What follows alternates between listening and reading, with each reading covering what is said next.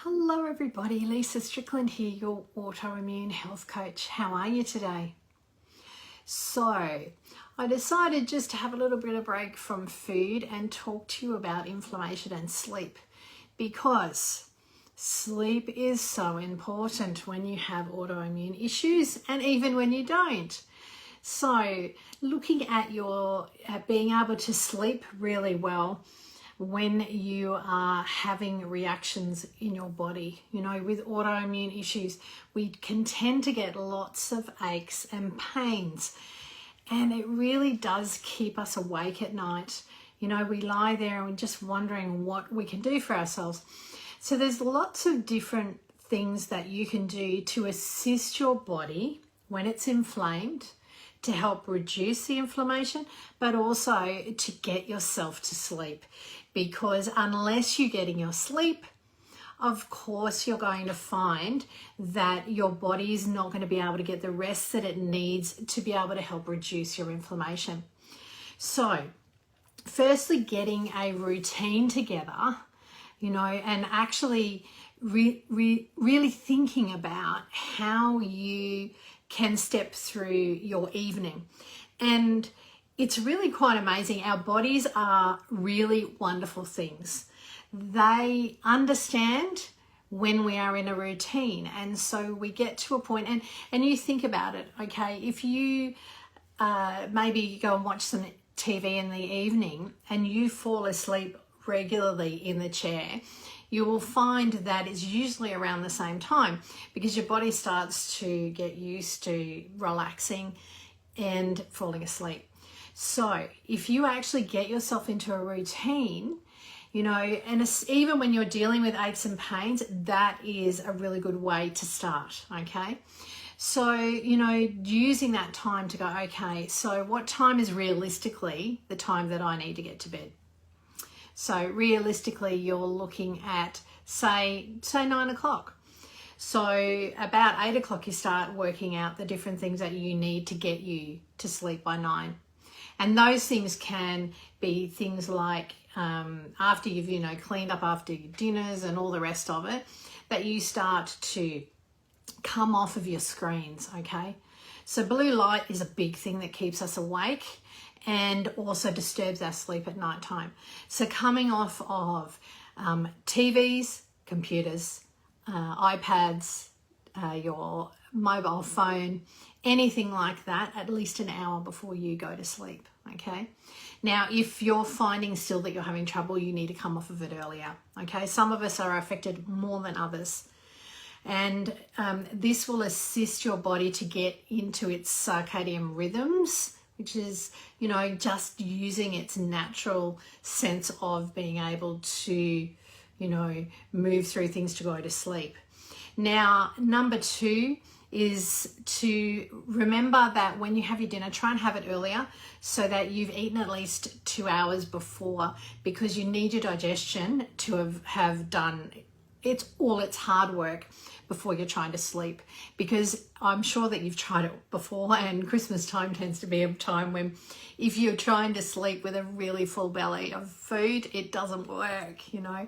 It actually keeps you awake and gives your body something else to think about. So we're trying to really assist our bodies to shut down. Okay, so really shut down, because we have those extra issues going on with a few aches and pains, and there could be a lot more involved. So you're really trying to shut your body down. So by actually working through things and having your body do as least as possible when you're trying to go to sleep. So really, so we're talking about our blue screens, getting off of our computers and things an hour to 2 hours before. Food, try and have your food earlier. Number 3, we can look at actually starting to, you know, go and have a shower, maybe have a bath. That's going to assist you on your routine that you want to. So you need to think about how it looks for you, right? For me, it's coming off of my screens, you know. I might have a cup of herbal tea, and I may even read a book, or I'll leave that and I'll go have a shower, and then I'll sit in bed with a nice cup of herbal tea and a book. Now, if you're a person that is goes to the toilet a lot in the night, then maybe a cup of herbal tea might be early in your routine, because you don't want to be, you know, waking up to have to go to the loo, because that's the other thing. The longevity of your sleep is always great as well, to be able to allow your body to go through its emotions when you're in that beautiful deep sleep. But, you know, finding those things that are going to assist you, maybe a bit of meditation before you go to sleep, and it may actually assist you to go to sleep. So just have, you know, that going, and then if you drop off to sleep, it doesn't really matter. So it's all about understanding and finding the things that you can use to actually get yourself into a state of relaxation enough so you can sleep. Now, a few things that you can do to help reduce your inflammation, to cut back on, you know, those really, those aches and pains and that sort of thing. Okay, so number one, of course, and you've heard me say it before, magnesium. So important. So getting yourself a nice lot of magnesium, popping it into a bath. If you don't have a good bath, a foot bath is just as good, okay? So just get a tub of lovely warm water with some Epsom salts in it, or some beautiful salts with some essential oils as well in there, and put your feet in, okay? And you can do that while you're reading a book, while you're just starting to do your whole, you know, routine of getting your body to a place where you need it to be, so that you can relax and go to sleep. Now, another thing is magnesium cream. So if you've got aches and pains, rubbing it into, you know, shoulders, knees, feet, if you have restless legs, rubbing it into your legs, it works a treat, okay? It works really well and calms your body down enough so that you don't get that restless legs, because restless legs is all about magnesium deficiency, okay? So using those few things to help you to reduce that. Also, essential oils are an amazing thing. And I have a diffuser in my house, in my room. I have a diffuser going all night with lavender and a few different, you know, oils like that that help us to relax. So there you have a few things to assist you to, you know, reduce your aches and pains at nighttime, but also to be able to get you on that, you know, on that train to go to sleep, or, you know, the counting of sheep as they, but just something that's going to assist you to relax and get you to a place of sleep.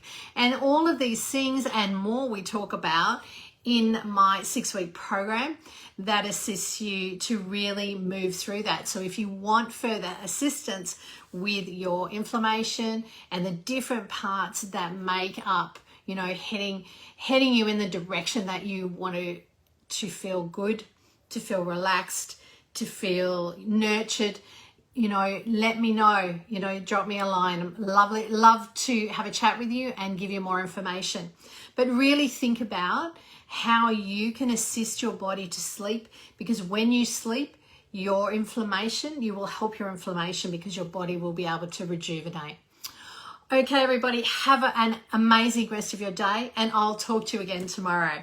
Bye.